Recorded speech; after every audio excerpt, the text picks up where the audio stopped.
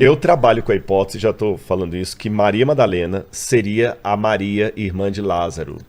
Eu trabalho com essa teoria. Tem gente que separa a Maria Madalena da Maria de Lázaro. Para mim é a mesma mulher. Quantas Maria Madalena a gente tem na Bíblia? Não, Maria Madalena só tem uma. Madalena só uma. Então, Quantas Marias? A Maria mãe você de... tem uma Maria, mãe de Jesus. Tá. Maria, mulher de Clopas, que é outra Maria. Maria Madalena. E Maria de Betânia, Maria, irmã de Lázaro. Que pra mim, as duas são a mesma mulher. Muitos O pensam Doug que não. Batchelor coloca isso mesmo. Doug Batchelor fala sobre isso também. Sendo a mesma pessoa. Não, mas ele coloca ele sendo a mesma pessoa também. E a mulher... Só que ele ali eu outra. já errou um autor que escreveu A Mulher aos Pés de Jesus. Mas eu discordo. Eu só discordo que ela era mulher apanhada em adultério. E aí alguém pode falar E a assim... dos demônios. A dos demônios. Só essa pincelada aqui eu vou dar... Sem dar nenhum spoiler, porque o pessoal fala assim, Rodrigo, você está inventando coisa, a Bíblia não fala que ela foi violentada em casa. Lembra que eu falei da psicobiografia? A gente tava falando que o Don Brown que pegou essa coisa do beijo na boca e o pessoal... sim, lembrei, foi isso mesmo. É isso daí que a gente tava falando. No Evangelho não fala que beijou na sua boca. Beijava mais que os outros. Que os outros. Era a preferida. E os outros questionavam, por que o isso senhor as ama mais do que a nós? E os seus fãs, quem disse que eu amo mais do que vocês?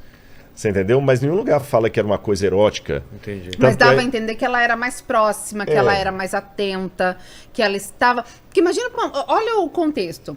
Você é negligenciada na sociedade por ser mulher. Aparentemente você não tem filhos, logo você tem menos valor ainda de mercado.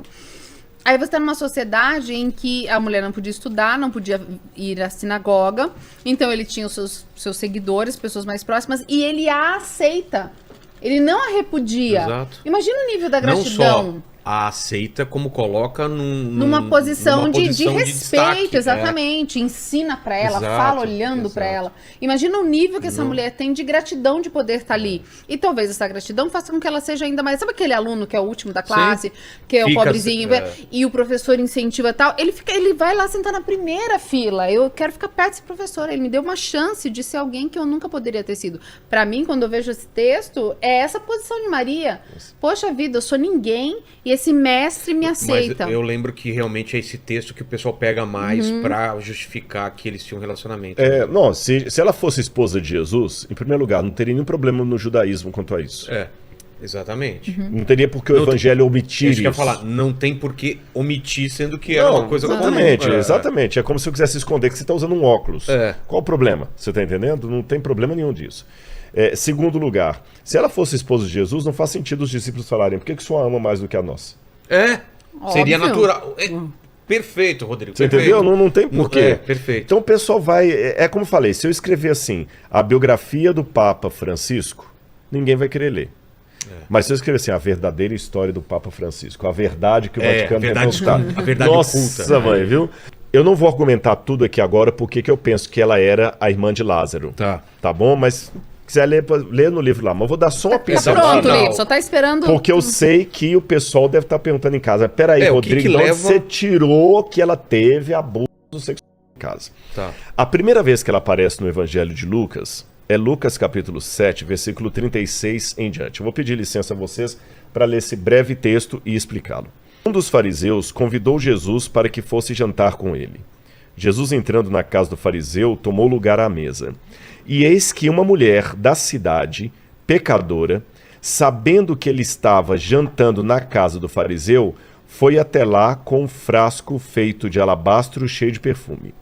E, estando por detrás aos pés de Jesus, chorando, molhava-os com suas lágrimas e os enxugava com os próprios cabelos. Ela beijava os pés de Jesus e o ungia com perfume. Ao ver isto, o fariseu que havia convidado a Jesus disse consigo mesmo: se esse fosse profeta, bem saberia que tipo de mulher é esta que está tocando nele, porque é uma pecadora. Olha que interessante. Esse homem aqui, que o outro evangelho fala que seria Simão, dá o nome dele, são 4 evangelhos, um conta um pedaço da história que o outro não conta. O nome dele era Simão, ele era fariseu, ele estava na Galileia, e ele convidou Jesus para um jantar.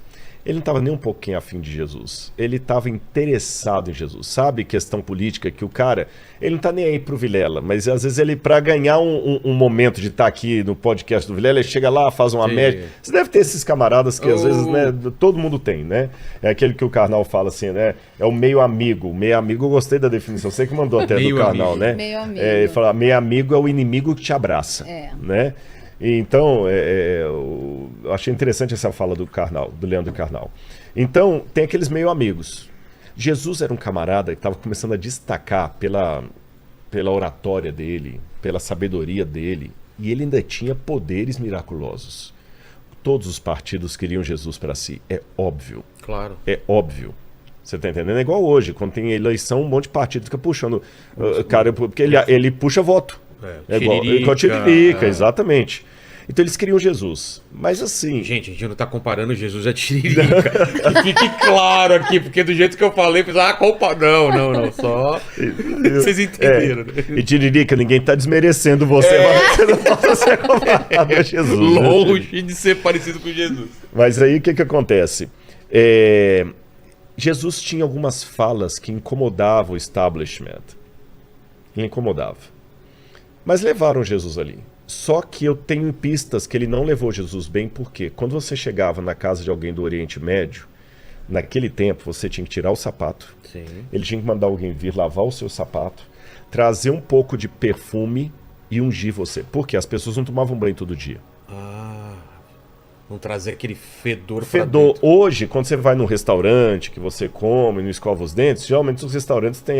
nem sei se é por isso que balinha tem aqui. De menta. Galera, ele tem sempre essas balinhas de jujuba aqui, mas ó. não melhora o hálito. Não melhora nada, não. Mas muitos dão uma balinha hortelã ali pra... Você vai trotar do negócio, comer um bife com alho. Ou no banheiro tem um desodorante dental, Listerine e tal. Na época de Jesus tinha o perfume. Entendi. Simples assim. Vai comer todo mundo junto ali, com a mão... Então você lavava as mãos. Mas isso na casa do pessoal de mais grana? Não, era mundo, geral? Era geral. Né? É questão de higiene, você entendeu? É purificação. Então você lavava as mãos, lavava os pés, porque também o lavar os pés, além da higiene, tinha uma questão de refrescância. Não sei se existe essa palavra. Existe. Né? Refrescância. As extremidades do corpo. Exatamente. Você não tinha ar-condicionado, não tinha nada. Que calor, você põe uma aguinha gelada ali, que gostoso, agradável. É uma maneira de falar, você é bem-vindo. Então eu beijava você, ósculo. Aí, Paquito, tá de novo o ósculo aí, ó. Ósculo de novo. Você beijava o convidado, mandava o empregado trazer uma bacia para lavar os pés dele e as mãos, ungia o convidado com perfume e aí o trazia à mesa. Lembra o Salmo 23? Unges minha cabeça com óleo, meu cálice transborda. Nossa, isso faz muito sentido agora como sendo uma tradição, né? Exatamente. Aí Jesus chegou ali e aquele cara não fez isso. Quem fez esse papel foi uma mulher vinda da cidade. Entendi. Pecadora. Interessante. Então quer dizer que ele recebeu Jesus, mas não tão bem como precisava.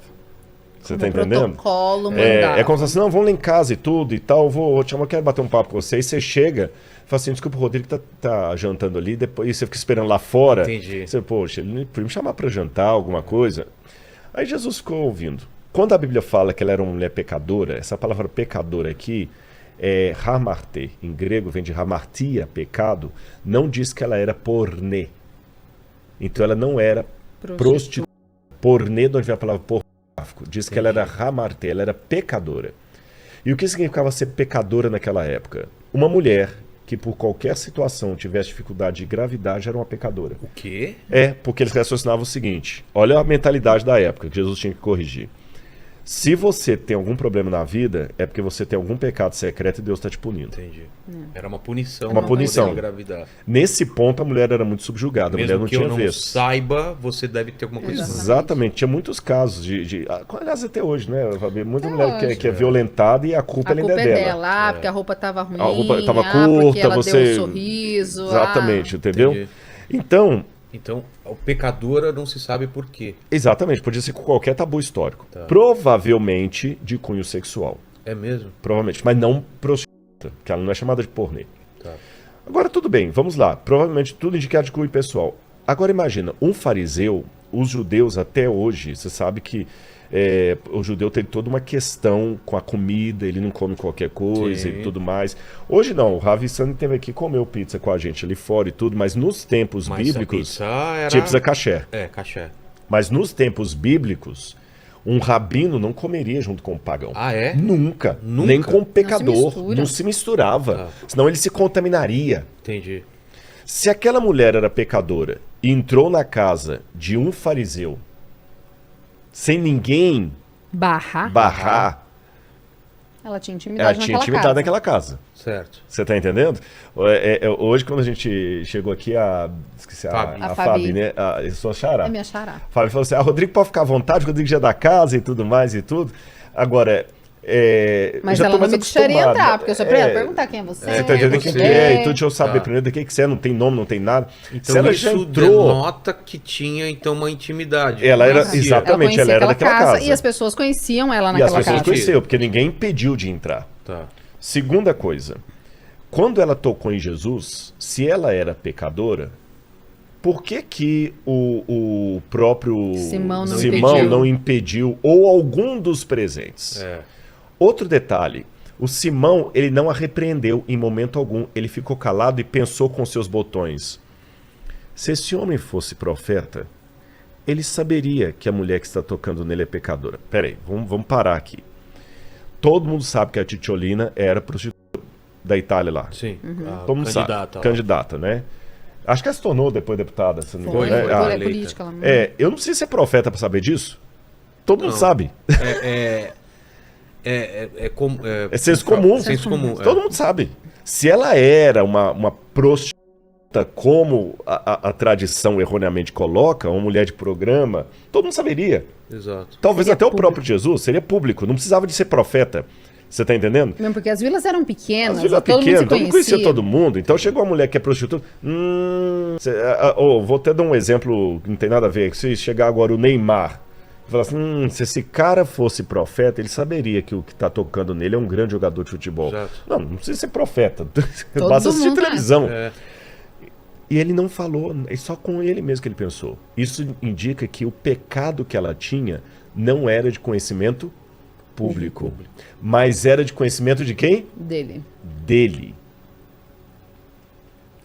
Quando a gente joga todos os elementos de psicobiografia aqui, você chega à conclusão, e você sabe, eu até passo a bola para você, que geralmente quando acontecem problemas de violência contra meninas, mais de 80% dos casos é dentro da família. Dentro da família. E 80% dos casos se comportam com características. Eu li muitos artigos sobre isso, com as características que elas se comportavam. Você entendeu? De se sentir menor, se sentir culpada. Eu que provoquei, talvez. E olha essa parte, se sentir culpada. Porque se ela foi violentada dentro de casa, ela não tinha pecado. Ela era vítima. Mesmo assim, Jesus falou assim, filha, os teus pecados estão perdoados. Por quê? Pra se sentir bem, né? Porque ela precisava do perdão. Culpado. Claro. Às vezes eu preciso ter um perdão de um pecado que eu não cometi. Claro. E aí Jesus vira para ele e fala assim, Simão, você está incomodado porque ela me tocou? Deixa eu te perguntar uma coisinha.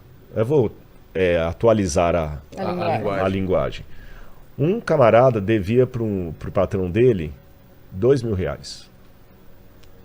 O outro devia R$400 mil. O patrão ficou com dó dos dois, que estavam apertados, e perdoou a dívida dos dois. Qual era o mais grato? Lógico que eu devia R$400 mil. Ele ia perder a casa. Né? Ele falou, pois é. Ela teve a dívida maior perdoada, por isso que ela está grata a mim. E você ainda não teve a sua dívida perdoada, que você acha pecado. Mas desde que eu cheguei aqui, você não me fez isso? Você não fez isso, exatamente. Você não me deu o ósculo santo, você não lavou meus pés. Agora ela não parou disso. E por que ela fez aquilo com Jesus? De repente ela teve que quebrar toda uma questão ali de limitação psicológica que ela estava para poder dar as boas-vindas a Cristo que o anfitrião não estava dando. E ela talvez já era, aí que vem o detalhe, ela já era seguidora de Jesus, talvez desde a casa de Levi e Mateus, porque o Evangelho fala que Jesus, quando começou a pregar, Levi e Mateus, que se tornou um dos apóstolos, reunia em sua casa publicanos e pecadores. A mesma palavra que é aplicada para ela. Então, de repente, ela ia para Cafarnaum, ficava ouvindo Jesus, ela ouviu a mensagem de Jesus, ela quis mudar de vida. Só que aí eu termino com essa parte que no capítulo 8 fala assim: aconteceu depois disso, depois desse episódio, que Jesus andava de cidade em cidade, de aldeia em aldeia, pregando e anunciando o evangelho do reino. Iam com ele os 12 discípulos e também algumas das mulheres que haviam sido curadas de espíritos malignos e de enfermidades. Maria, chamada Madalena, da qual saíram 7 demônios. Joana, mulher de Cusa, procurador de Herodes. Susana e muitas outras. Quando fala Maria Madalena, da qual saíram 7 demônios, por que esses 7 demônios? Jesus dizia que quando um demônio era expulso de uma pessoa, ele saía daquela casa. E se voltasse, voltava com mais 7 demônios. Com mais 7 demônios. Certo. E ele falou que a segunda situação da pessoa era pior do que a primeira. Certo. Então, o que eu entendo desses 7 demônios? Ela tinha aceitado a Jesus. Expulsou esse demônio. Quando ela volta pro lar dela, pra casa dela, onde ela estava sofrendo tudo aquilo ali, tem toda uma questão de... É quase uma síndrome de Estocolmo. Apaixonar pelo agressor. Ele foi e novamente a violentou e levou para a cama, e ela se sentiu pior. Quando ela se sentiu pior, ela voltou todo aquele que ela estava, todo o trauma, eu não mereço mesmo. Vai ter uma série de coisas que pode vir. O eu não mereço, eu não presto, realmente eu sou isso.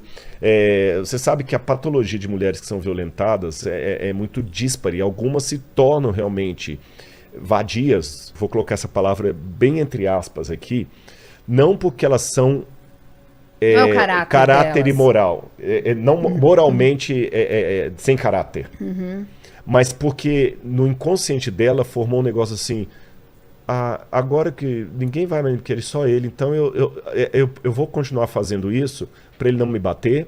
Eu vou continuar fazendo isso porque é isso que eu mereço mesmo. Entendi. Eu vou continuar fazendo isso, que é o único momento que eu tenho o carinho de alguém. Atenção. É nessa hora, eu vou me entregar. Para o que eu sirvo. É para o que eu sirvo. Ela voltou para aquela situação. Então é como se os demônios voltassem para ela. E Jesus teve que de novo fazer um trabalho de retorná-la para o ponto.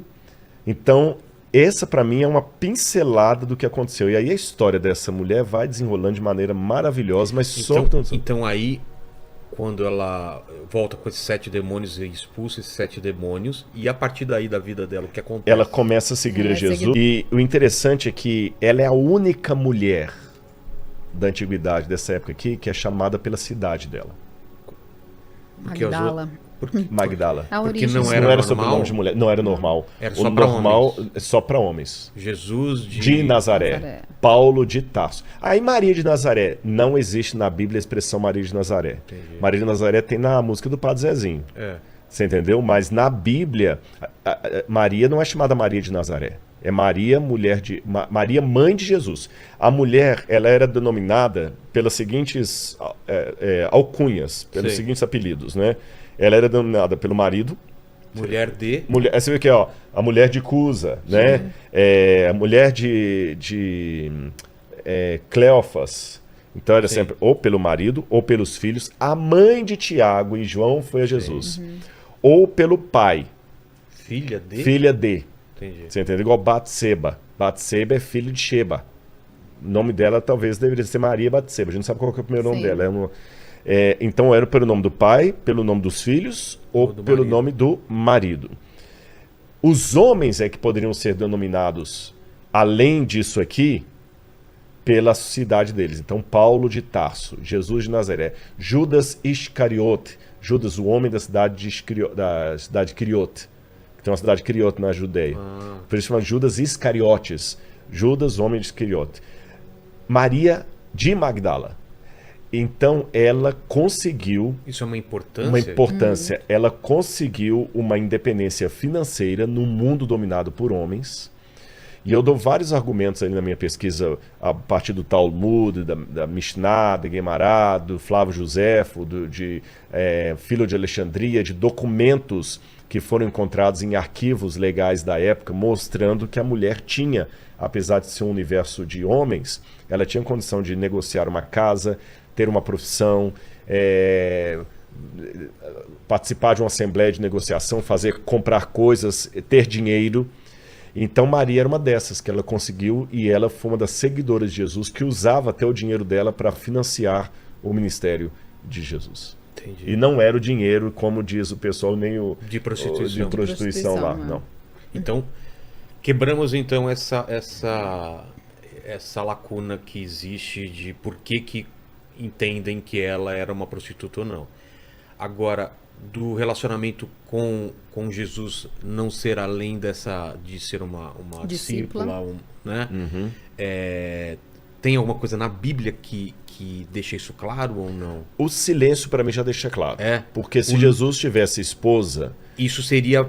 estaria impregnado em todos os evangelhos. É muito importante para passar. Sim, não dá para você passar. Passado, mas teria algum motivo de esconderem isso? Não, porque não é uma questão nem pro judaísmo, não é uma questão pro cristianismo, o casamento. Diminuiria o número de Jesus? Não. Pelo contrário, o evangelho traz coisas que deveriam ser escondidas para facilitar. E eles põem a título de didática. Exatamente. E isso não teria porquê. Ou seja, se fosse uma verdade, era algo muito grande para ficar em silêncio. Então não faz sentido, do ponto de vista bíblico, algo desse tipo não tá exposto. E por que ela não se transformou numa apóstola, por exemplo? Na verdade, essa nomenclatura que fala os apóstolos, os 12 apóstolos, discípulos, ela não era tão exata como Qual a diferença entre discípulo e apóstolo? Normalmente fala que apóstolos são os 12. Os 12. Apóstolo é aquele que é enviado para longe. Tá. Mas você tem depois os 70, que Jesus envia, os 70 primeiros emissários, depois tem os discípulos de maneira geral. Quando vai no livro de Atos, que é a igreja, você já tem os presbíteros, que são os anciãos da igreja, aquela coisa toda. Mas a rigor, a nomenclatura discípulo-apóstolo ela não é tão engessada na Bíblia como a gente imagina. Ela não é tão engessada. Agora, ela não estava no grupo dos 12. Ela não estava no grupo dos 12. E por quê? Eu vou dar uma resposta provisória. Jesus, por um lado, ele queria quebrar o establishment, mas não para além de qualquer convenção. Se ele quebrasse muito... Não comunicaria nada. Tá. Você entendeu? Aliás, que quando você faz algo que tem uma ruptura muito grande, a tendência daqueles a quem você quer ensinar é levantar uma barreira... Repulsa. Que depois você não vai conseguir transpassar. Entendi. Então eu quero que o Vilela me escuta, mas eu sei que ele odeia falar de cérebro. Aí eu vou chegar aqui, não, você vai ter que escutar de cérebro. Eu odeio doce de leite. Eu vou trazer canole com doce de leite pra você, entendeu? Poxa, você vai criar já de cara uma barreira contra mim que eu não vou conseguir falar mais nada. Então Jesus, ele precisava ensinar, ele sabia quanto tempo ele teria ali, ele sabia que não era muito tempo. Se ele fosse quebrar todas as convenções de uma vez só, porque o que ele faz com a mulher no poço, por exemplo, é muito incrível. Do ponto de vista cultural... A mulher samaritana. Vamos dar a história, qual que é? Eles estavam passando, eles estavam voltando para Galileia, e que não fazia nenhum sentido eles passarem pelo território samaritano, porque os judeus odiavam os samaritanos. Os samaritanos eram uma mistura, era uma sub-raça para eles. Entendi. E eles podiam passar pelo Jordão, por uma região muito mais gostosa, né? Porque o deserto, você viu, é lascado lá. Mas ele resolve passar pelo deserto de Samaria.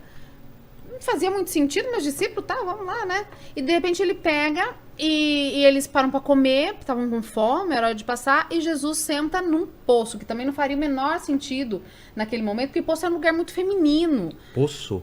Eram as mulheres que buscavam água, era uma atividade feminina, entendeu? As mulheres que traziam água. As mulheres que buscavam água, é que nem, sei lá, tirar o lixo, não sei na sua casa, mas na minha é uma tarefa masculina.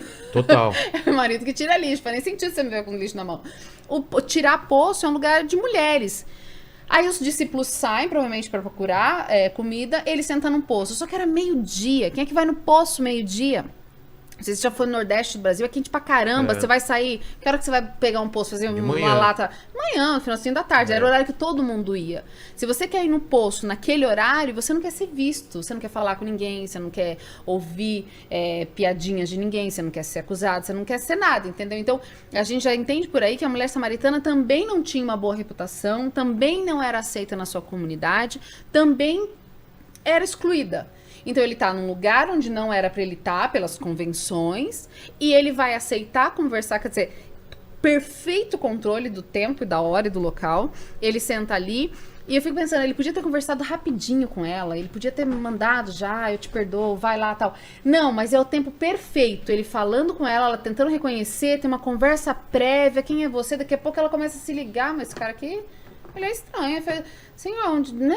É pra adorar onde? O senhor é rabino, o senhor é um negócio especial. E ele fala quem ele é, fala pra ela, no perfeito momento, a Bíblia fala que os discípulos estavam chegando, imagina o choque. Eles já não queriam nem passar, eles não queriam água dos samaritanos, eles não queriam pisar, eles tinham nojinho de samaritano. Na Mishnah diz que aquele que come o pão da mão do samaritano é pior do que o que come a carne de porco. Lembrando que judeu não come porco. De jeito nenhum, era muito... era morte. Exatamente, o judeu não come porco. Então aí agora eu vejo o provérbio. Sim, aquele que aceita o pão do samaritano é pior do que o que come a carne de porco. Então era o escândalo que Jesus fazia. Só que a missão de Jesus com os discípulos era justamente de ensinar. Claro. Era justamente de fazer com que eles levassem à frente o que ele estava tentando mostrar. Aí eles chegam, ele está falando quem ele é para uma mulher samaritana ao meio-dia, pelo contexto cultural e histórico, que ele já estava entendendo que não era qualquer mulher, porque tá ali meio-dia, e o que Jesus está falando com ela?